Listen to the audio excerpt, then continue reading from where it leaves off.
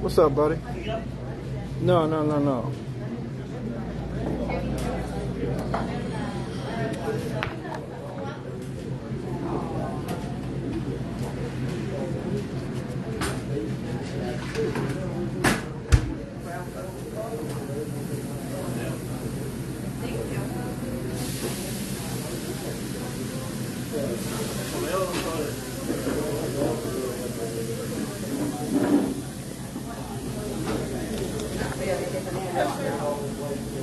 Hi. How you doing? Good. How are you? I'm okay.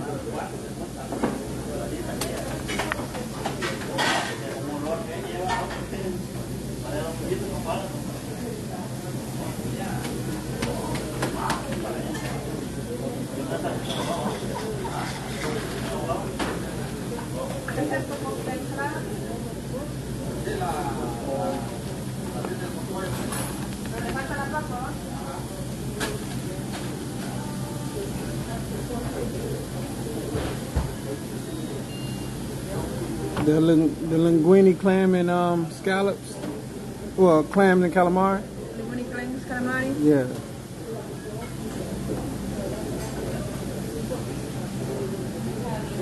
White or red sauce? I'll try the white sauce.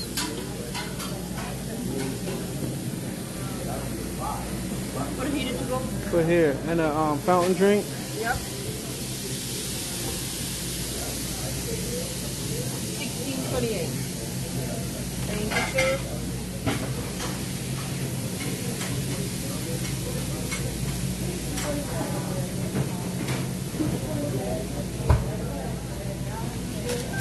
Yep.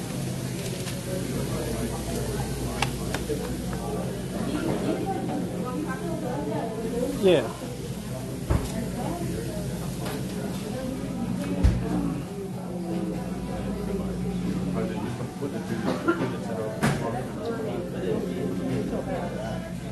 It's senior day in here. I should have bought some cards.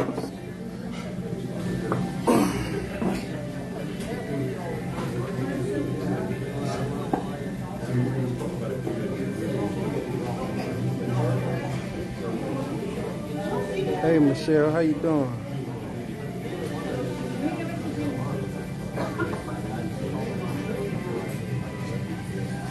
Just coming to get some lunch here at Bella Italia.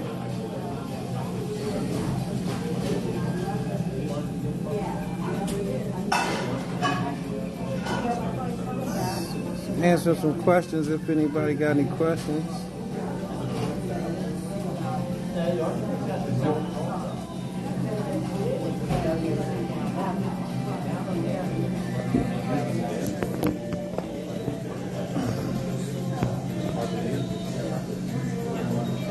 Things is good, man. Things is good.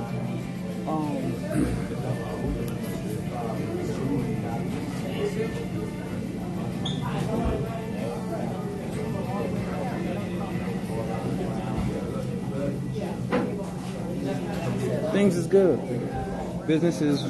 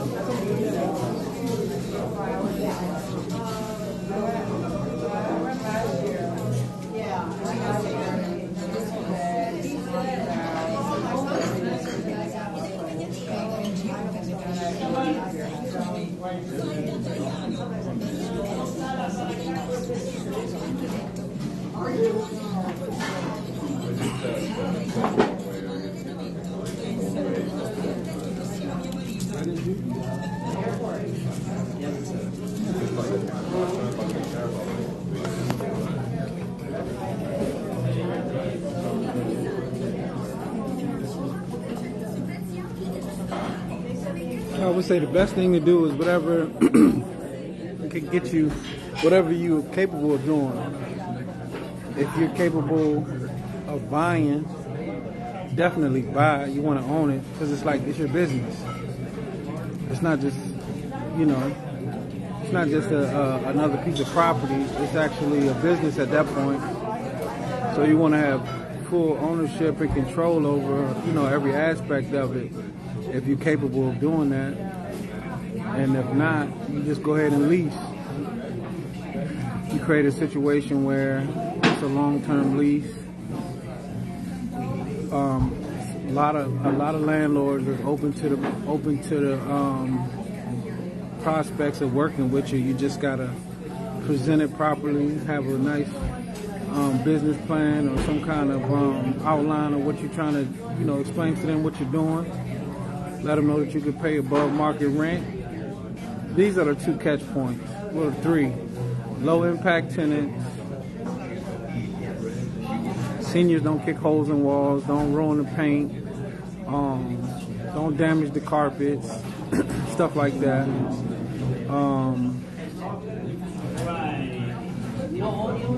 That's one point. Low impact tenant. Second point is long-term lease. You know, you're offering a long-term lease. That's always something that, you know, they're excited to have, and you don't mind paying above market rent. You know, long-term lease, low-impact tenant, and above market rent. I mean, you speaking any landlord, that's their language. They want a long-term tenant. They can make more than just the average, you know, rent off of, more than what the market is offering, and you know that they're not going to be you're not going to be a headache tenant. In return, only thing you might need is to do some alterations here and there, depending on how many beds and, you know, what you need to do to the bathroom, and if there's a chair lift that you're going to need or something like that. But other than that, yeah, low impact tenant, long-term lease, pay above market rent. You go to any landlord with that, they're gonna be trying to hear you. And how you structure it, you know, you could pay. You let them know exactly what you're doing.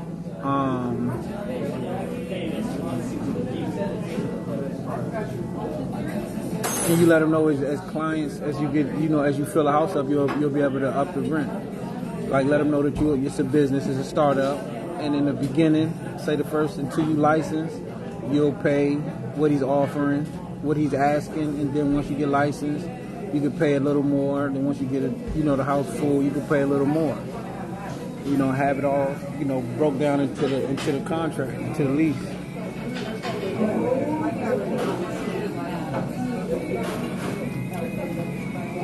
And you got to remember, most landlords are business people, so they're looking at it from a business perspective. And if you think about it, most people who rent houses, they're not making no money.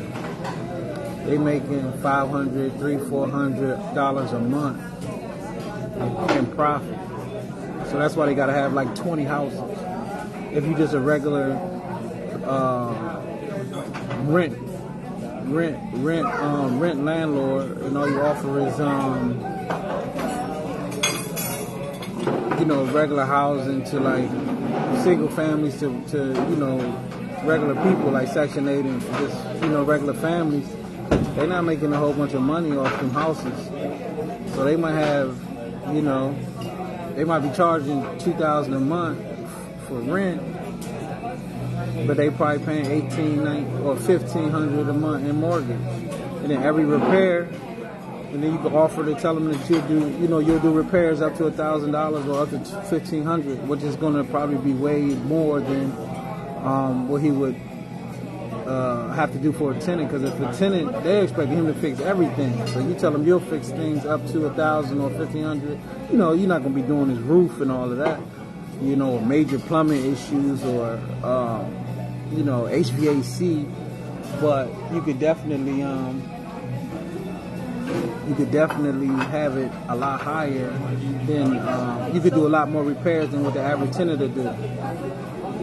Because again, they're not making no money off them properties.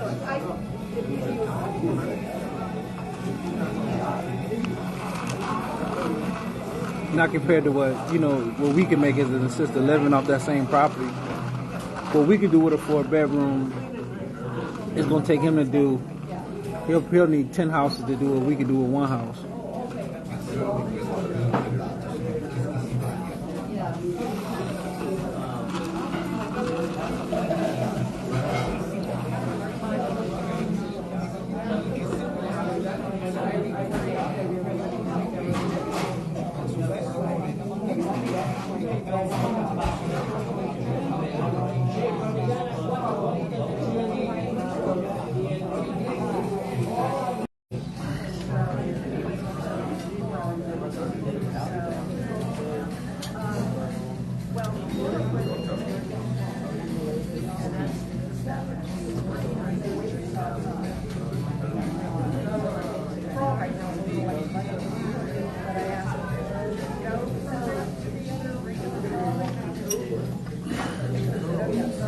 It's a phone stand.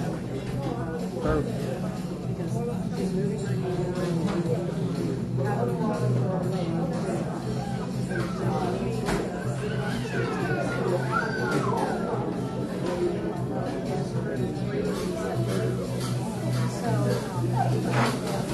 Oh, no, I was just saying that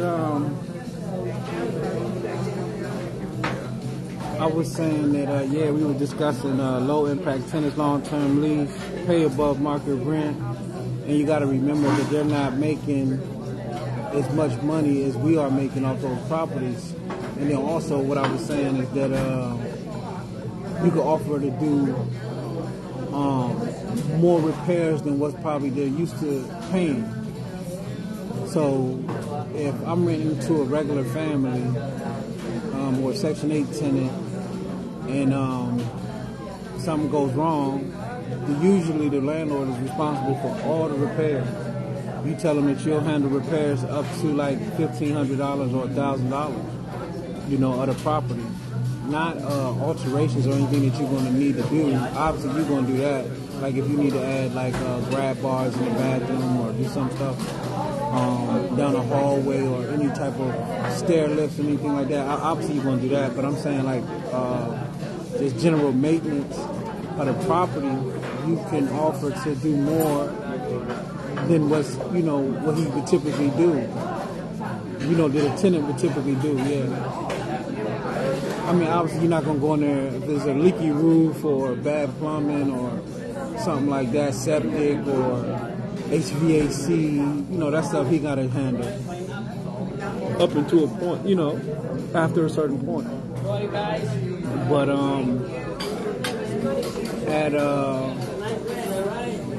you just want to incentivize them. And remember that they're business people too. Landlords are business people. These are business people. They have, most of the time they have multiple properties, and they're doing this for as part of their, it's one of their streams of income. So you adding value by being a long-term tenant. You're adding value by offering to do repairs at a certain point, say up to $1,000, you'll cover it. You're paying more than what he would be getting for market rent, so you're adding value to this person. And then in turn, you're able to run your business.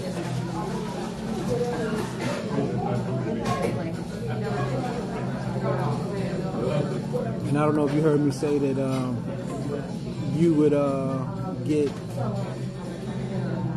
let him know that you wouldn't be paying above what he's asking. Immediately, you kind of stretch it out, space it out, like for the first, until you get licensed, you'll pay like what he's asking, and then once you get licensed, you can pay a little more. Then once you get your residence, you can pay more, like that. I'm located in Maryland. I'm in right outside of Annapolis. Okay, good. I was just making sure because I didn't know where you got cut off at.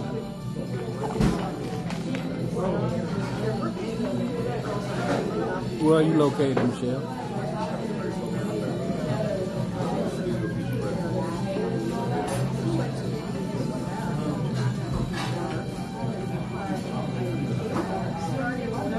Do you have our business bundle? I mean, our ultimate business bundle? Or Wisconsin? Yeah, I think they pay a lot of money for home care out there. They pay a lot of money out there for care.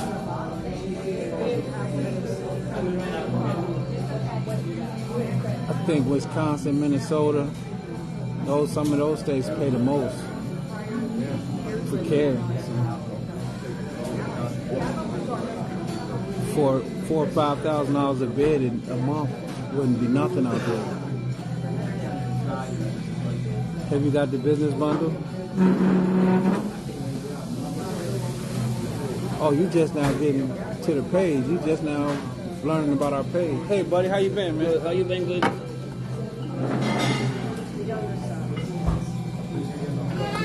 Y'all want to see what I'm eating? Bam. Thanks, bud.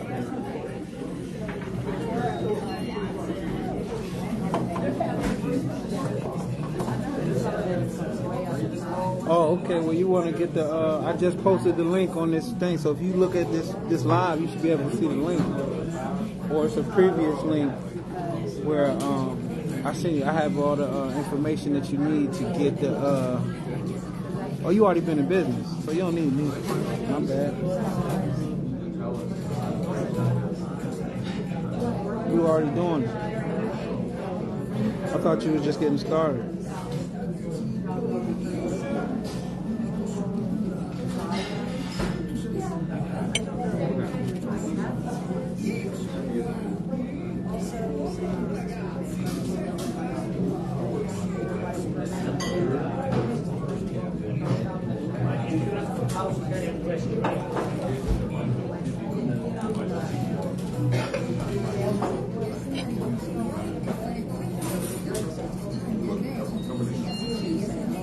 Okay, well, start with the business bundle. It's on sale right now.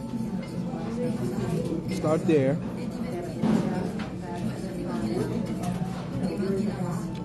And if you need any more help, you can just give me a call directly. We do calls. We take calls all day.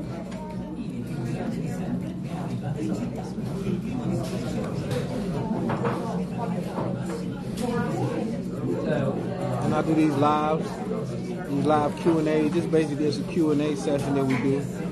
I haven't been doing them, but I'm trying to bring them back.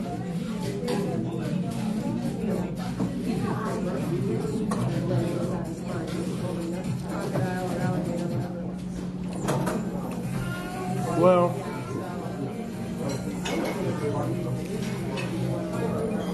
we're used to working with people from all incomes. But the initial reason why I started coaching, my ex-wife was a caregiver, and that's how we started the business. So from that point, after we did the business for a couple years, a lot of her friends and family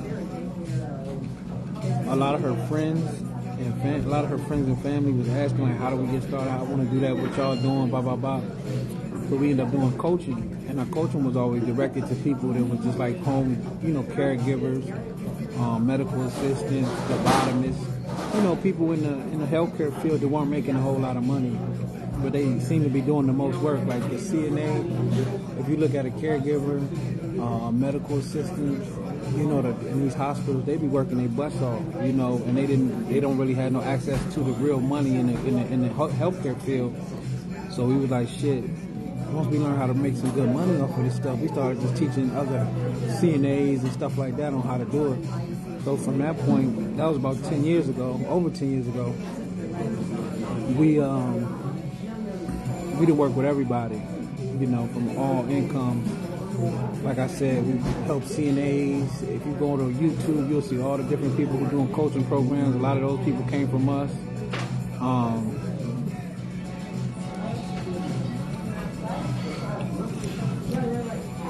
People got their businesses, got homes. We helped a lot of people.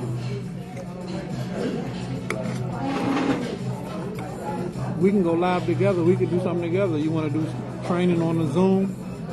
We can do something. If you want to, if you feel like you got some information to share, I would love to introduce you to my people.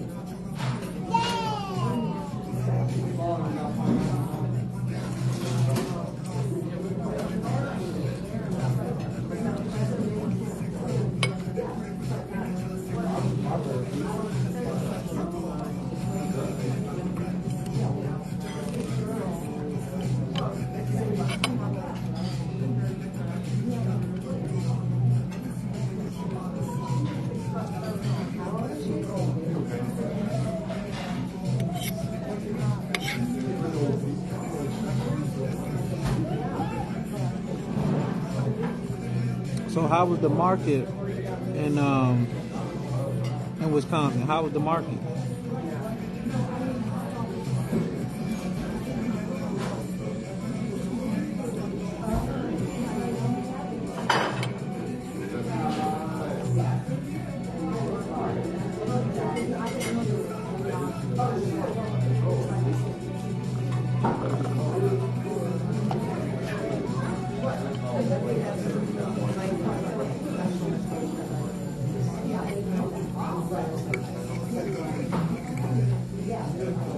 If you check out the website, AlanCheney.com.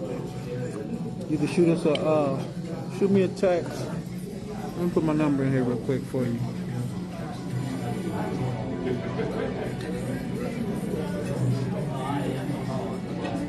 This is my phone number.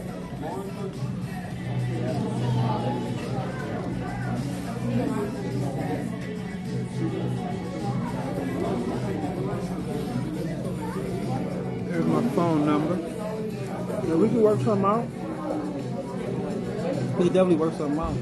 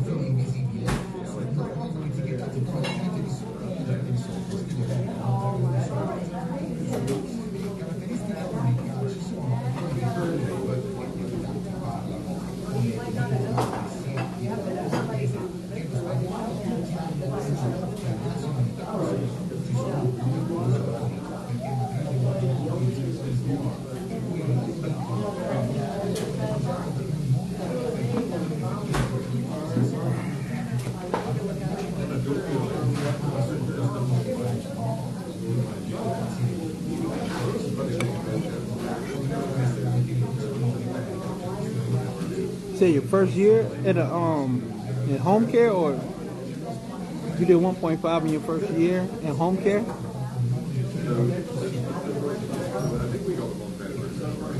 Or assisted living?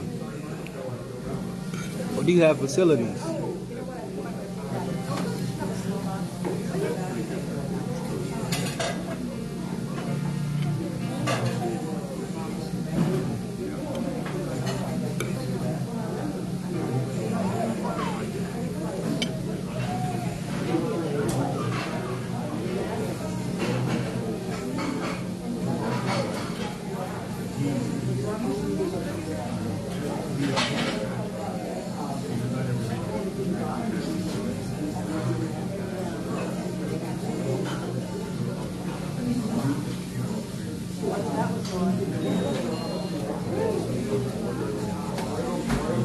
How much is the a bed per bed out there on average? You ain't gotta tell me exactly what you charging, but what's the average bed rate monthly?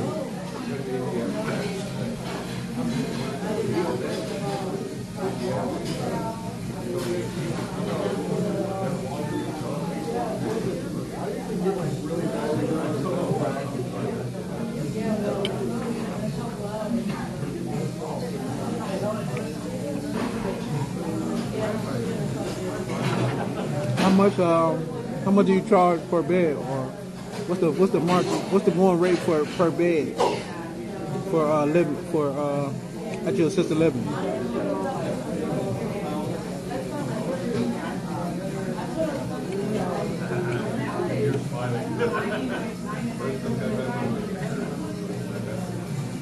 Yeah, I provide room and board, 24-hour care. Nice.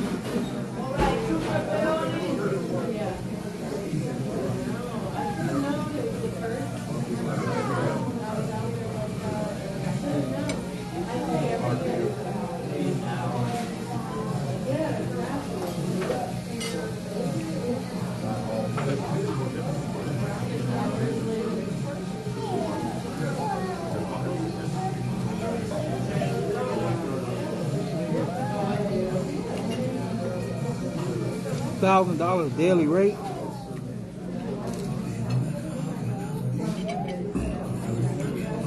Sound like we on a little, we kind of different in our thinking, or how we do our facilities out here, or what we do particularly. We charge by the bed monthly, so anywhere from $3,000 $6,000 a month per bed. Then they get 24-hour care.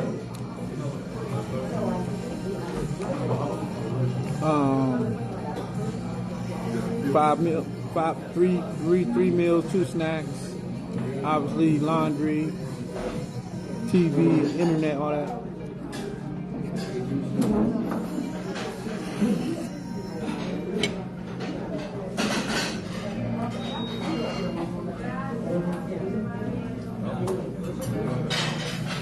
You do the disabled as well, okay.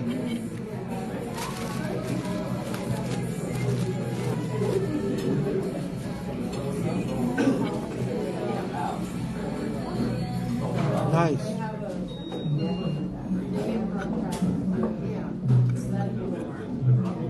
$10,000 monthly. Yeah, that sounds about right.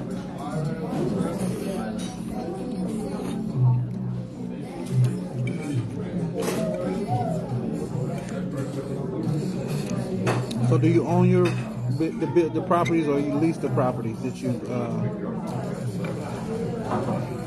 Yeah, that's an excellent ratio. I mean, how do you have? Okay, so you have damn near one caregiver per every client. That's crazy.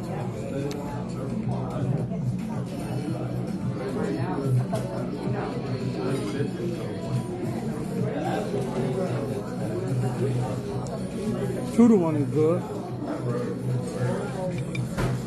1-to-1 is awesome. Also, you own and lease. So you could have answered that question, or you just getting some feedback from what I was thinking. I always think it's better to own.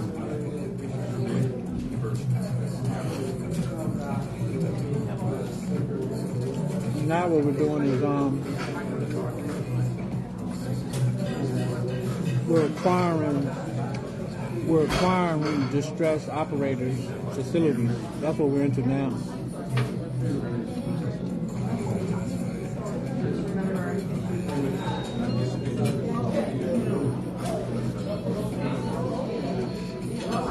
We're acquiring from operators that no longer want to be in the business. Maybe they're older, they want to retire. Maybe they a lot of them got hit really hard during COVID. Just got ran pretty much just exhausted with the business. You know, some people just don't really know. They got in the business and really don't know what to do, or maybe they got in over their head. Then it's a whole, myriad of reasons of why people want to sell their business. People just want to retire. People want to, other opportunities. So we're looking at what we call distressed operators who are ready to get out. And we're trying to, we're acquiring properties and businesses, 60 to 65% of market value.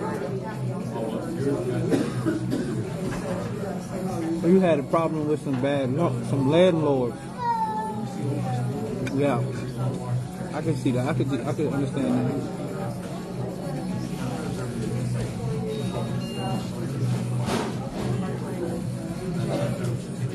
One of the landlords we were working with, he took our business model.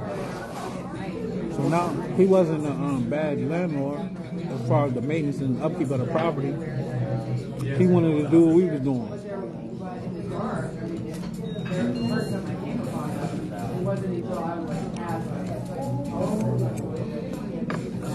So, and he didn't renew the lease. And at that time, that was our first opportunity, because we started in home care.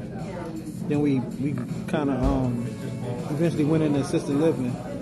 But what he did, we got a short-term lease, and he didn't want to, that's why I always preach get a long-term lease, at least 5 years. He didn't want to renew the lease after the first year.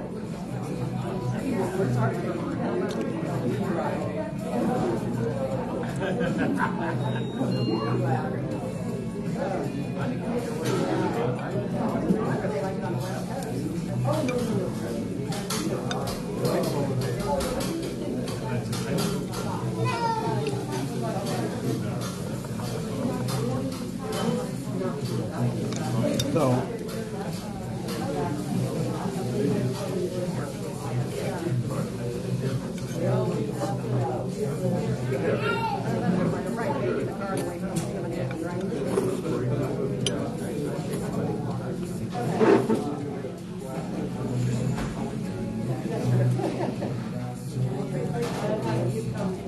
he didn't know what we were doing until we told him.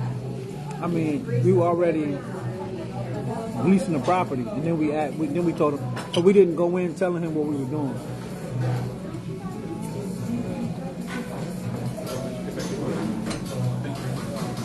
But we didn't even have plan. When we first got the property from him, we were going to live in it. Then we got familiar. Then we learned about the assisted living opportunity. Then we took it to him and converted the property over, got a license and all that. But then when it was time to renew the lease, he didn't want to do it. Because ultimately he wanted to, do the business what we were doing.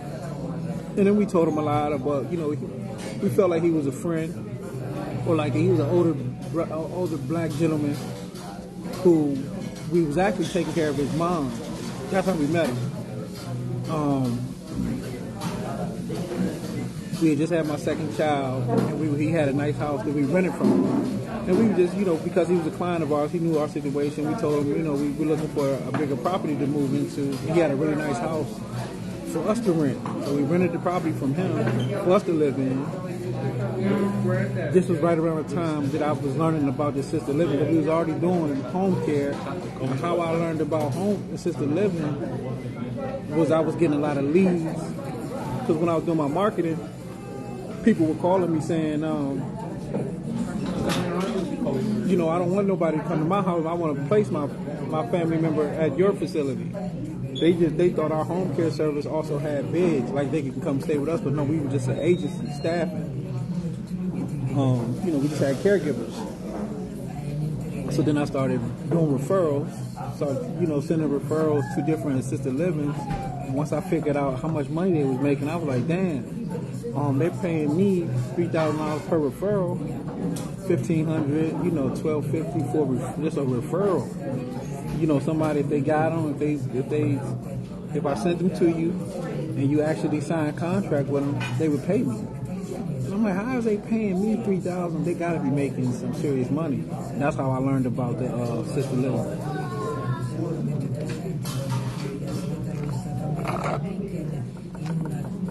My first building in a full 4-unit. What's AFH? What's AFH mean?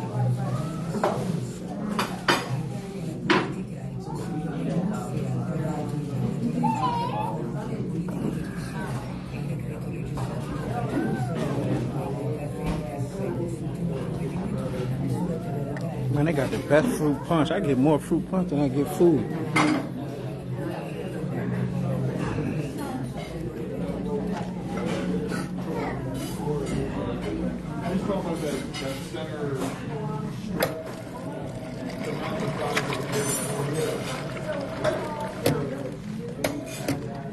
Thank you, my friend.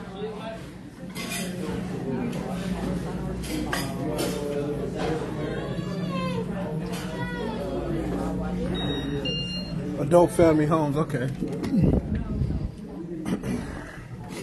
Yeah, every state say something different. Some states call them group homes. They all have different terms. A lot of states have different terminology.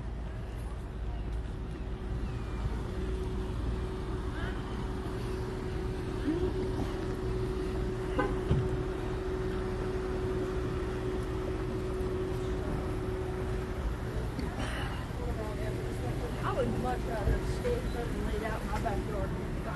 Oh, he's a DoorDasher. Wait, it was slide. So I didn't realize DoorDashers can just park at handicap and do what they want. Leave his car running. That's why we put it where we put it, because that like side of the yard kind of has shade all day. So how did you get started in the business, Michelle? She loved her wig. Oh, wig. And right now she's like obsessed with sitting in the baby swing. I think because we keep telling her like the babies are going to come over and that's where they actually. She's like, I'm swinging here.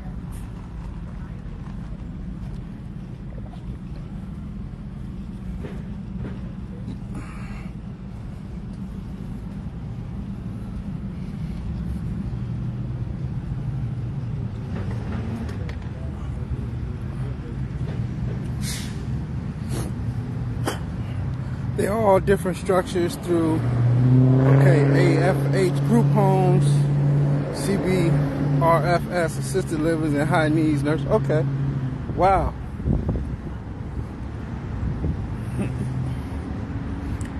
How many facilities do you have?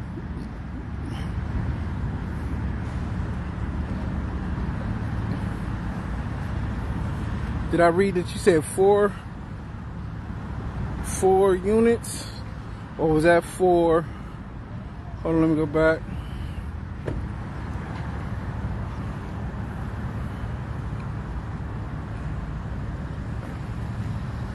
My first building in a full 4-unit. Okay.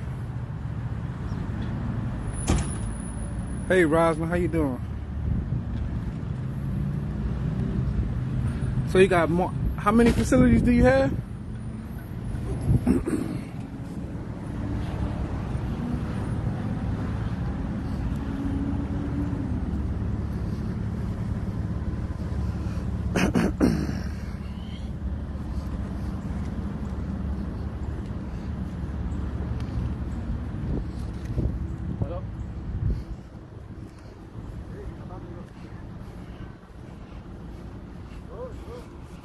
Okay, you started during the pandemic. I started during the pandemic. I was running my lawn care and landscaping business.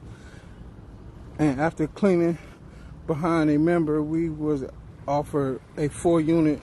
Oh yeah, great. So you was basically getting into the real estate business, but then you seen the opportunity of senior care opposed to just doing regular tenants. And now you have 9 locations. So how did you go from lawn care to the medical industry? A lot of people see, like, I didn't have no medical background, or I wasn't in the healthcare field. My ex was. So how did you get into the healthcare field?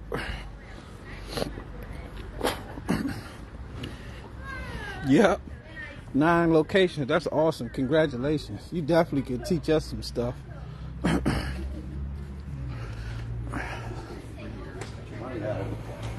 All right.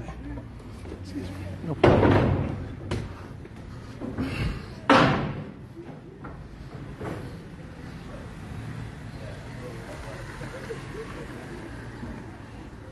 Absolutely.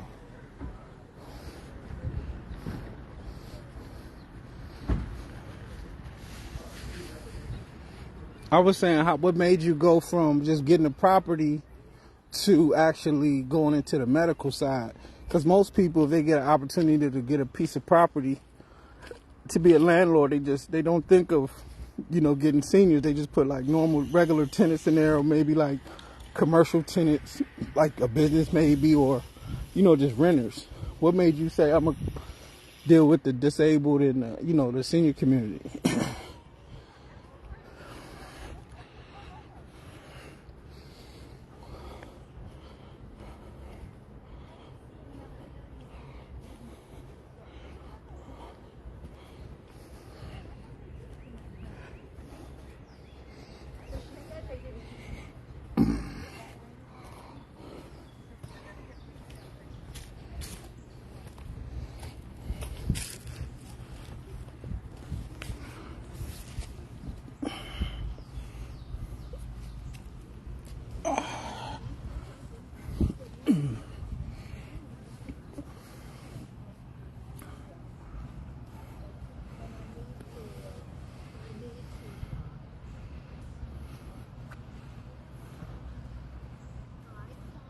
It's beautiful out here today.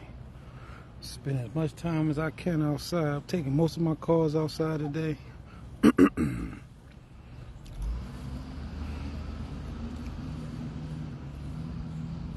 Oh, definitely the your properties need landscaping and cleaning, definitely.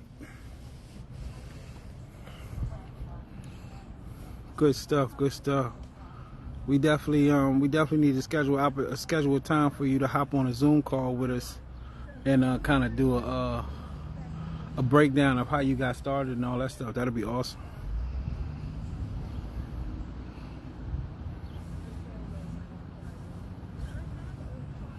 So the mental health crisis was pushing me. My cleaning jobs was all mental health problems that need addressing to keep people in their home. Wow, that's crazy.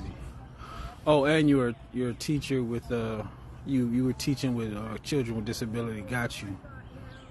So you did have some kind of experience with the disabled community. Perfect. Nice. That's awesome.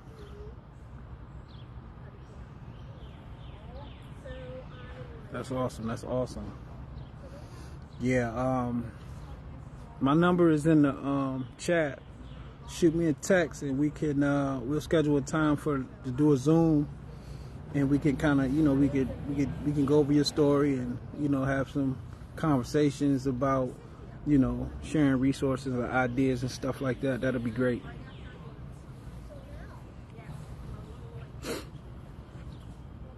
So what are some of the top ways that you're finding clients? I'm sure you're finding the majority of your clients through referrals, right? You said you started in 2000, so you should have a pretty good, 2020, you should have a pretty good referral network at this point.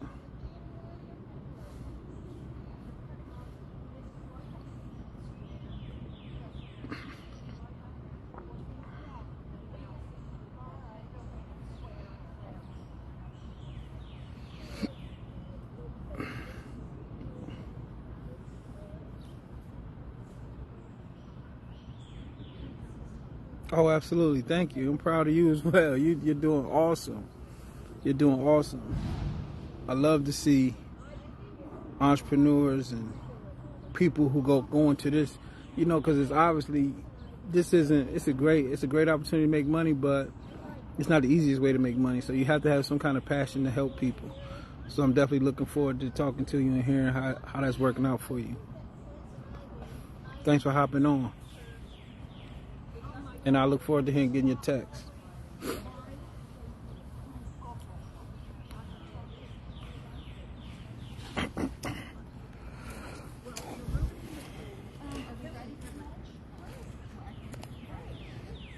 I'll be out here with the housewives all the time. The desperate housewives.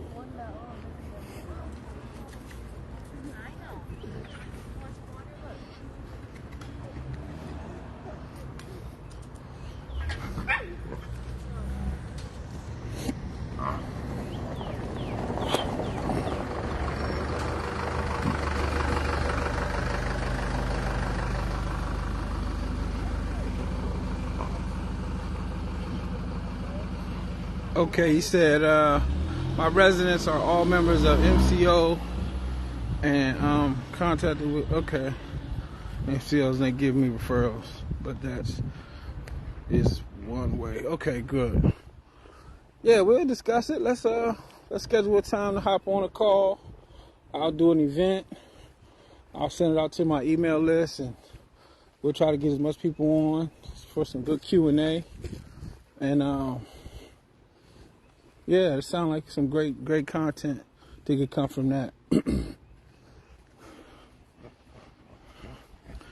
So WALA, what is that? Oh, a place for mom. Oh yeah, absolutely.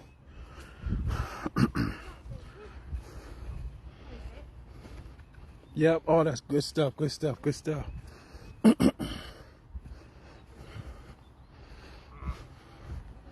Sunny out here. I'm trying to read it.